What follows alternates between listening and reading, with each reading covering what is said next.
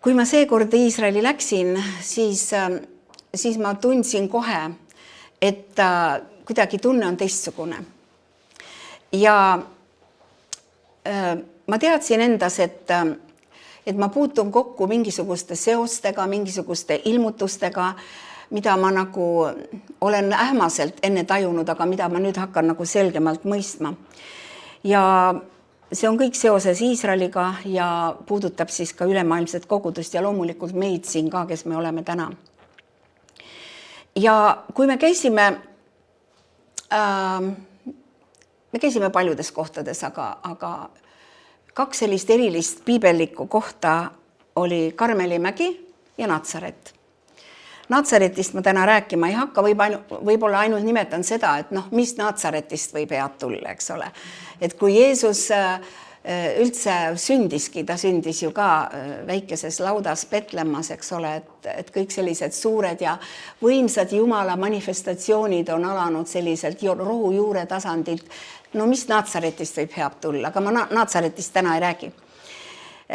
Ma räägin täna Karmelimäest.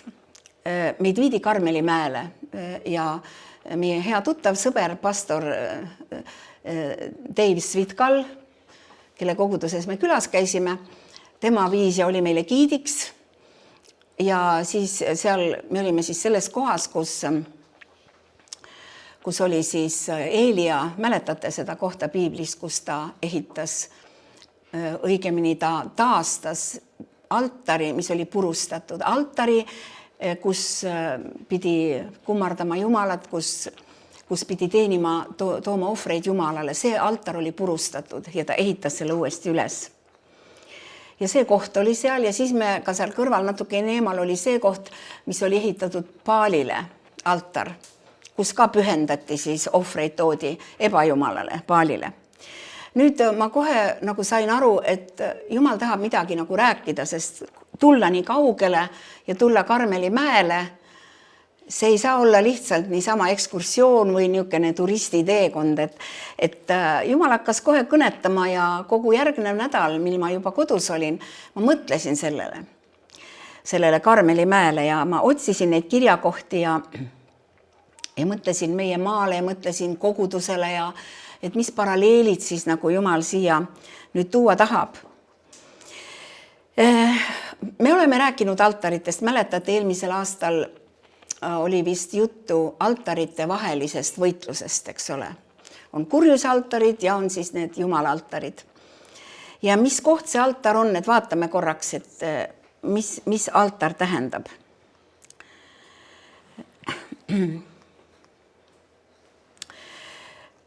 Piiblis on altar kõrgendatud ehitis või platvorm, mida kasutatakse ohverdamiseks, jumalateenistuseks ja lepingute sõlmimiseks. Altari algne heebrea sõna on misbeach, mis tähendab tapapaik või ohverdamise koht. See sümboliseerib inimliku ja jumaliku kokkupuute kohta või siis inimliku ja saatanliku kokkupuute kohta. Inimene võib end pühendada kas Jumalale või kuradile. Altarid on füüsilise ja vaimse ühenduse keskpunktid, toimides sildadena maise ja vaimse maailma vahel. Altarid on ohverduse kohad ja võimaldavad luua ühenduse kõrgemate energiate või jumalustega, nii kurjusega kui ka Jumalaga, eks ole. Oleneb, millise ohvri ja milline on see altar, kus sa siis oma lepinguid sõlmid. Ja ma lähen nüüd natuke tagasi. Altar on see koht tegelikult, kust alati algabki vaimne sõda, konfrontatsioon tekib, eks ole. Te kõik saate aru, millest ma räägin. See puudutab nüüd eelkõige loomulikult taevaaluseid kurjuse kantse, ütleme, kui me räägime kurjuse altaritest. Aga see puudutab ka meie isikliku elu asju. Ja see, kui isegi meie elus ei ole selliseid teadaolevaid altareid, kus on tehtud kurjaga leping, siis võib olla, et mitu põlvkonda enne sind on keegi teinud midagi, mis on aktiviseerinud kurjuse liikumise, kus on pühendatud kurjale ennast. Nüüd, kas me saame midagi teha sellega, mis meie eespool, põlvkondi eespool on tehtud? Jah, me saame läbi Jeesuse vere. Me saame, sest Jumal on ajatusfääris. Me saame minna Jeesuse verega sinna kohta, mida me ei tea ja ei tea, kes midagi kurja tegi, aga see mõjutab meid ja meie lapsi millegipärast. Me saame selle tühistada. Usud sa seda? Mina usun seda. Me võime oma palvekambrites seda teha. Me võime sulgeda selle nii-öelda deaktiviseerida selle kurjuse jõu, kui kusagil on mingi avatud altar kurjusele ikka veel. See puudutab ka maid ja rahvaid. Nagu te mäletate, Daniel, kui ta palvetas, siis ta palvetas oma esivanemate pärast, esivanemate pattude pärast, mida Daniel ise ei olnud teinud. Aga oma eestpalvega ta sulges selle kurjuse altari ja Jumal sai hakata Iisraeli rahvast õnnistama ja tooma ta välja needusest. Niisiis altar.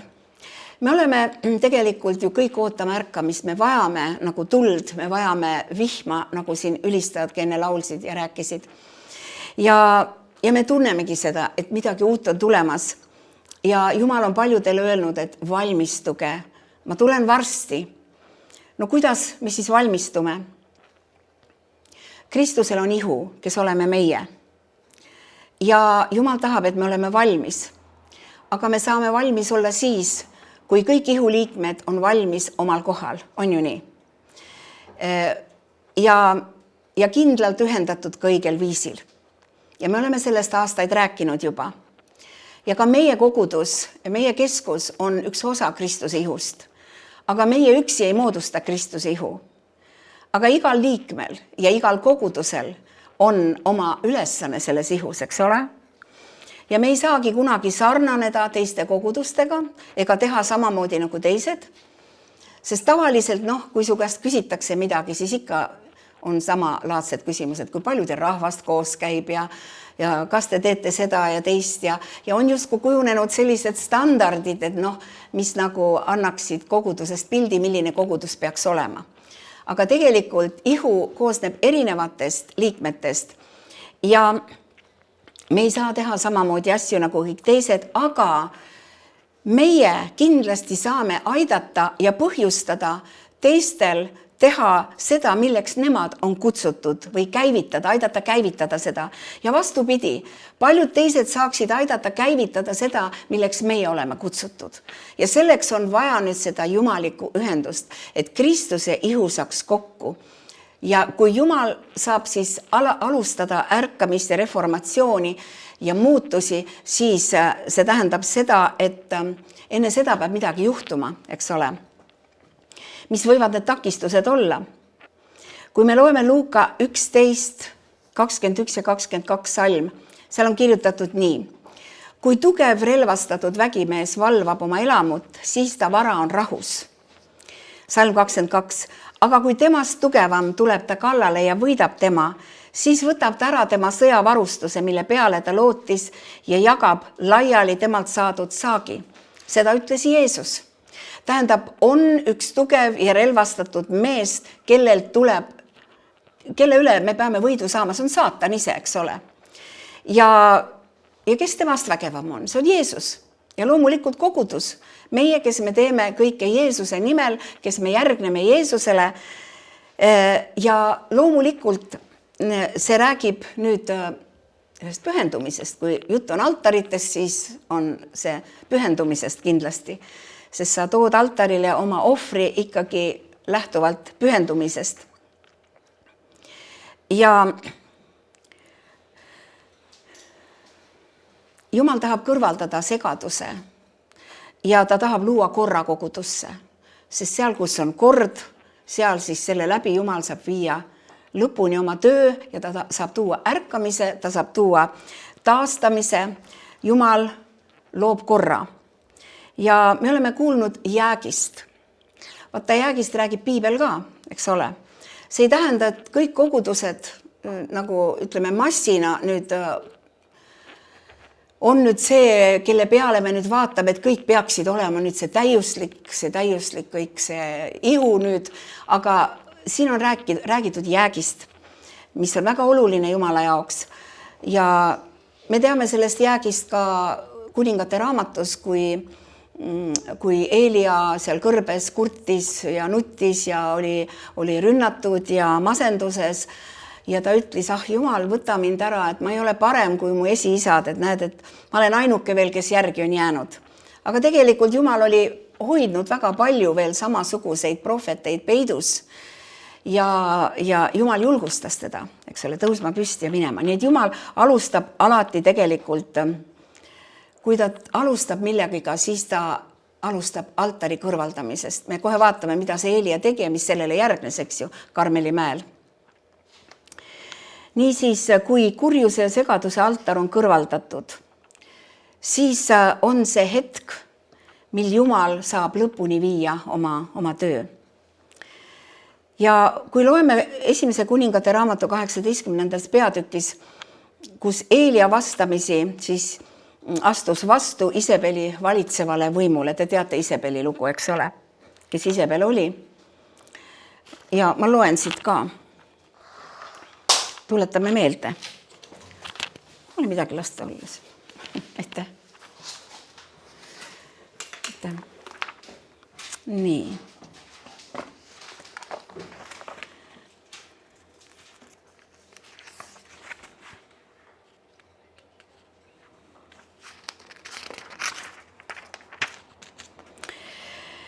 Kõigepealt räägime Ahabist, kes oli siis Iisraeli kuningas tollal ja ta tegi kurja, ütleme, see on siis peatükk 16 esimese kuningate ja 30 salm. Ta tegi kurja issanda silmis rohkem kui kõik need, kes enne teda olid olnud.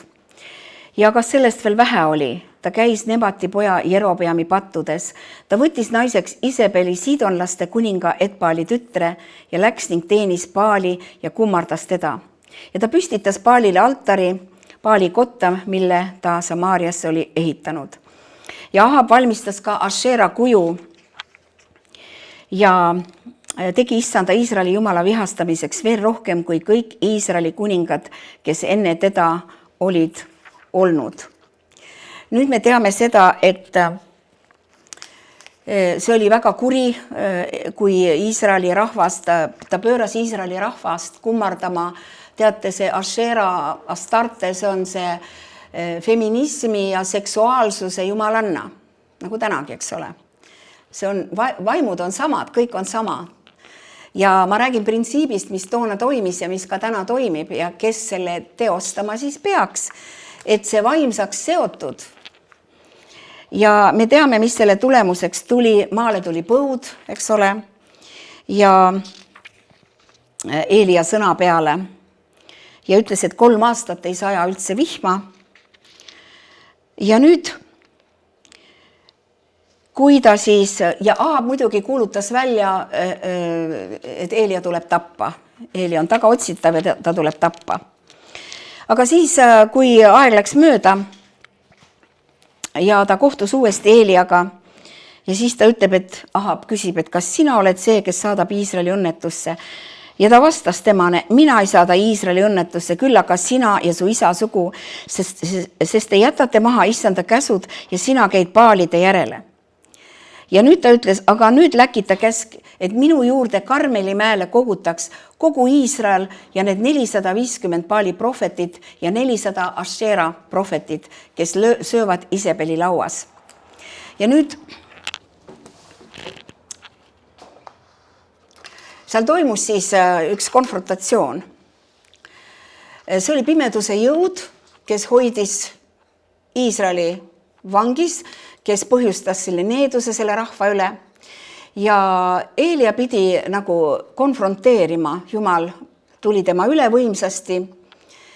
Ja me näeme siit, et enne poliitilist lahingut toimus vaimne lahing. See on alati läbi aastasadade niimoodi olnud, on ka praegu. Ja me loeme siit ka valepreesterluse tõusust, Baali prohvetitest ja see on ka meie ajal meedia ja okultistlikud rituaalid, mis toetasid riigis ebaseaduslikku valitsemist. Niisiis loeme siit veel, esimese kuningate 18.30. Nii, Eelia ütles kogu rahvale, astuge minu juurde ja kogu rahvas astus tema juurde, siis parandas ta issanda altari, mis oli maha kistud. Eelia taastas õige ohvri, aga selle peale äkki toimus midagi. Taevast Jumal vastas tulega. 1. kuningate 18:36-38. Ja kui siis roaohvrit pidi ohverdatama, astus prohvet Eelia ette ja ütles, issand Abrahami, Iisaki ja Iisraeli Jumal, saagu täna teatavaks, et sina oled Jumal Iisraelis ja mina olen sinu sulane ja et mina olen kõike seda teinud sinu sõna peale. Nii et Eelia eesmärk oli, et Jumal saaks ennast näidata kogu maale, mitte lihtsalt ainult usurahvale või lihtsalt taastada kirikut või kogudust, vaid kogu maa pidi nägema, kõik pidid nägema. Ta palvetas, näita nüüd, et sina oled Jumal ja mina olen sinu sulane ja ma olen teinud seda sinu sõna peale. Vasta mulle, issand, vasta mulle, et see rahvas saaks teada, et sina, issand, oled Jumal ja sina pöörad tagasi nende südamed. See on see, mida meie maa praegu vajab. See on see, mida Iisrael vajab, et nende süda pöörduks Jumala poole. Aga selleks on nüüd, meil on siin üks näide, mida meil tuleb teha ja me peame sellest palvetama, et Jumal juhiks meid ja näitaks, kuidas, mida me peame tegema, milline on see pühendus ja pühitsus, et meie ohver võetakse altaril vastu, et need altarid, mis on maha kistud, et need tuleb uuesti parandada, need tuleb üles ehitada. Palvealtar, eks ole, meie isiklikus elus on ka, ma tean, et teie palvetate iga päev. Ja see ongi, et sa ehitad oma kodus, oma peres üles palvealtari, kus sa tood ohvreid, ülistusohvreid, tood ohvreid Jumalale. Ja see ohver on tugevam, alati tugevam kui see, mida keegi kuskil saatanale ohverdab. Ja isegi kui sa ei tunne seda, ja ma just praegu mõtlen, et kui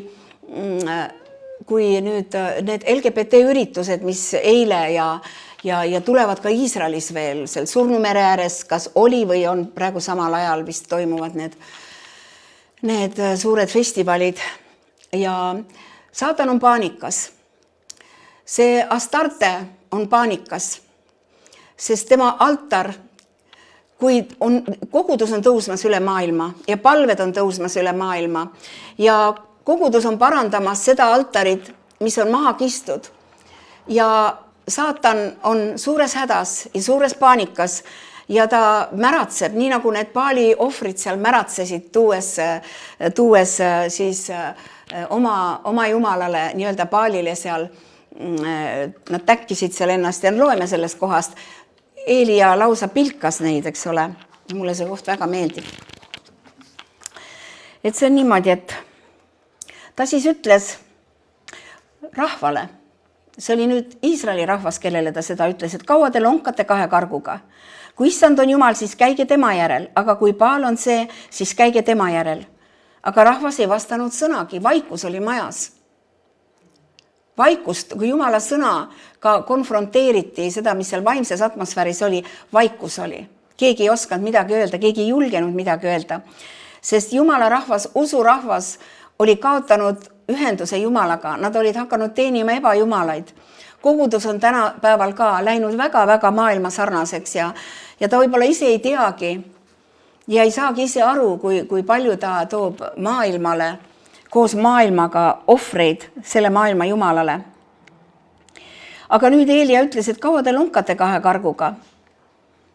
Rahvas ei vastanud temale sõnagi ja ta ütles, mina olen ainus järele jäänud issanda prohvet, aga Baali prohveteid on 450 meest. Vaadake, milline vahe. Üks ainus inimene, kes on pühendanud Jumalale ja siis 50 Baali prohvetid. Või tähendab 400, jah. 450, jah. Nii. Antagu meile 2 härjavärssi, valigu nemad enestele 1 härjavärss, raiugu tükkideks ja pangu puude peale, aga nad argu süüdaku tuld.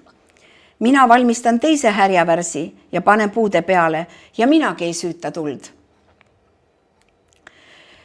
Nüüd siin oli võimalus nüüd Jumala näidata imet, kui inimene ei süüta tuld, siis see, kes süütab tule, see on Jumal. aga kui seal tuli ei hakka põlema, siis seal järelikult see Jumal ei ole Jumal, kelle poole nad hüüavad.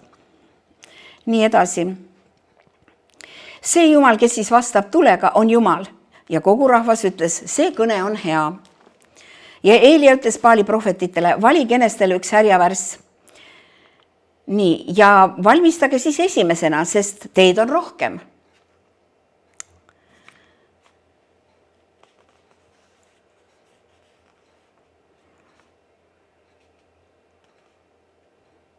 Hüüdke siis oma Jumala nime, aga ärge süüdake tuld. Ja nad võtsid härjavärsi, kelle ta neile andis ning valmistasid selle. Siis hüüdsid nad Baali nime hommikust lõunani, öeldes, Baal, Baal, vasta meile, aga ei häält ega vastust. Ja nad karglesid ümber altari, mille nad olid teinud.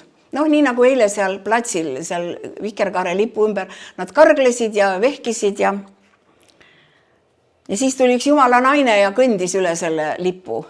Päris sündinud lugu eile. See asi tehti tühjaks vaimses maailmas, eks ole.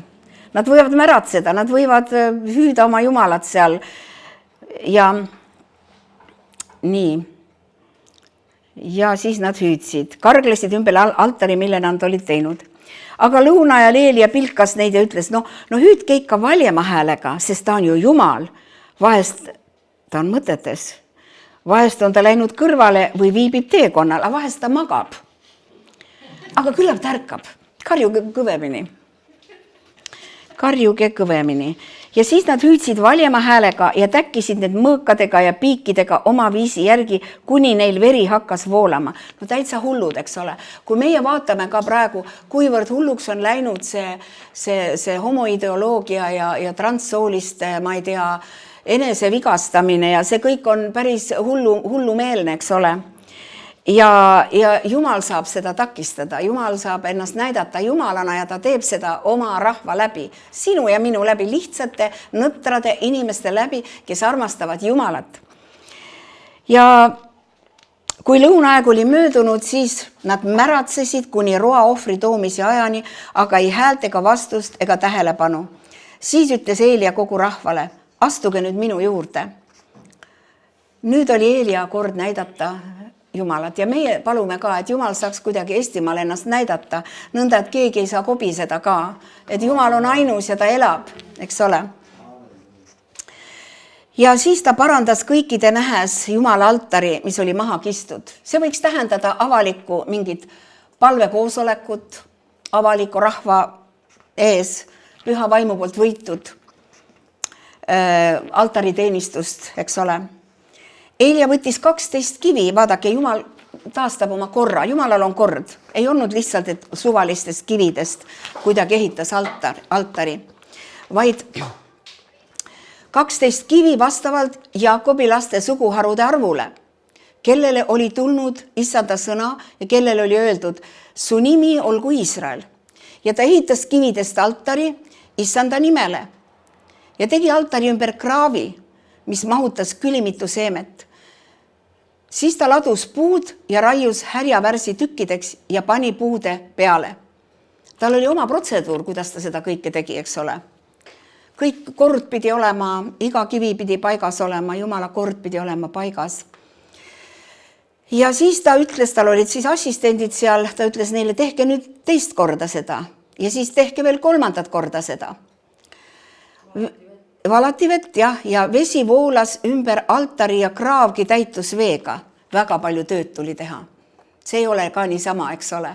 Selleks tuleb teha eeltööd. Altar tuleb üles ehitada. Ja küsime Jumala käest, mis see on, mida tema tahab, et me teeme siin Eestimaal. Aga ma ütlen, et kurat kardab, et midagi uut on Jumal tegemas, midagi võimsat on Jumal tegemas, ta on oma nime näitamas ja me peame olema nüüd kaasas sellega, et mida sa Jumal tahad, et me teeme, see on täiesti prohvetlik värk. Ja ma usun, et Jumal tõstab üles prohvetliku vaimu sellel maal ja prohvetliku võidmise Eestimaal, Eestimaa koguduses. Ja nüüd, kuidas ta hüüdis siis, ma veel kord, ma juba lugesin seda ette, aga ma loen veel kord.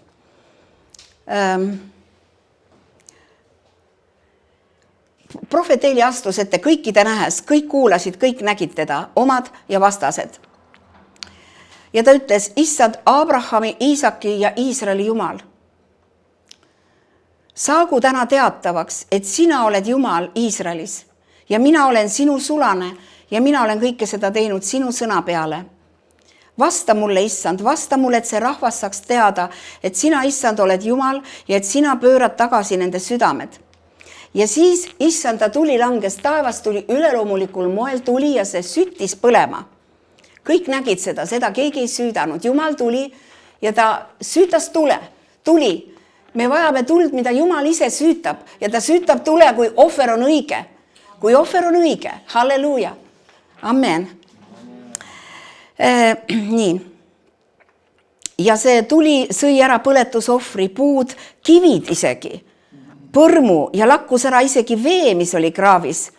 Ja kogu rahvas nägi seda. Ja siis nad heitsid silmili maha ja ütlesid, issand on Jumal, issand on Jumal. Ja nüüd Eelia võis öelda, tal oli meelevald, tal oli võidmine, tal oli soosing, taevavägi oli temaga ja ta ütles, võtke kinni need Baali prohvetid, ükski neist ei pääse. Ja ta võttis nad kinni ja Eelia viis nad alla Kiisoni jõe äärde ja tappis nad seal. Oli päris julm tegu. Aga Jumal on õiglane ja meie kogudusena peame aru saama sellest, et meil seisavad ees asjad, mis tunduvad julmad. Aga me peame seda tegema, sest kurat peab saama, see võit peab saama rakendatud, mida Jeesus Golgatal saavutas. See võit peab saama rakendatud, eks ole, me peame tegema, me peame ennast pühendama rohkem. Ja teate, see ei ole keeruline, see on, ma usun, et see on, see ei ole kindlasti see, et kui kaua veel, Jumal, ma ei jõua. Teate, Jumal hea meelega tahab, et sa puhkaksid ja magaksid ja naudiksid, sest tegelikult on ju tema see, kes teeb seda. Meil on vaja ainult öelda Jumalale, siin ma olen, hineini, siin ma olen, mis sa tahad, et ma teen, mis sa tahad, et kuhu ma lähen. See võib olla väga lihtne asi ja meil ei ole võib-olla täna seda ühte Eeliat, aga meil on üks kogudus. Ja see võidmine, mis Jeesuse peal oli, mis Eelia peal oli, see on kõik valatud koguduse peale. Ja kogudus saab seda teha, kui me oleme tervikuks kokku liidetud. Ma usun, et sellel aastal me saame näha, kuidas Jumal liidab kogudused. Mitte sellise saame sõbraks mõtte läbi, vaid et see on ikka vaimne Jumala korra järele ühinemine. Kus annid saavad üksteist toetada, kus ihu saab terviklikuks ja ihu saab midagi teostada siin maa peal, et maailm näeb, et Jumal elab ja et kristlus ei ole mingisugune järjekordne alternatiivne religioon, vaid see on elav Jumal, Jeesus on elav Jumal, halleluuja.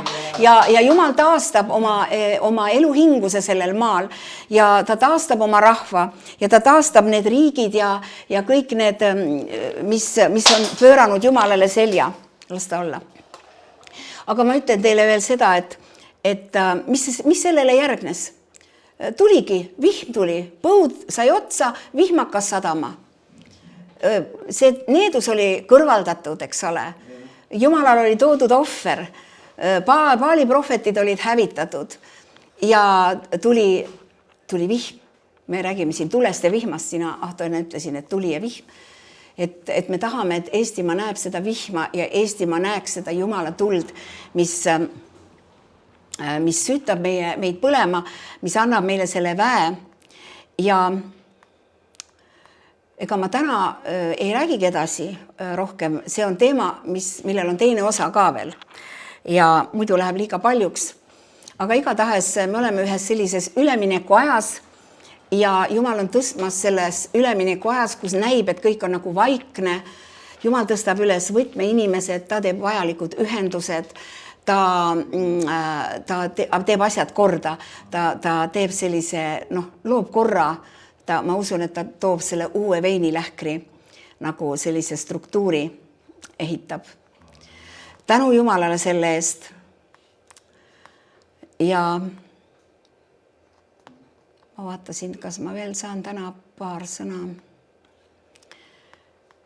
Igatahes olgu see nüüd meile julgustuseks ja olgu see nagu, las meie silmad vaatavad nüüd Jumala peale, mitte enda peale, mitte oma probleemide peale. ja palvetame koos praegu, palvetame koos.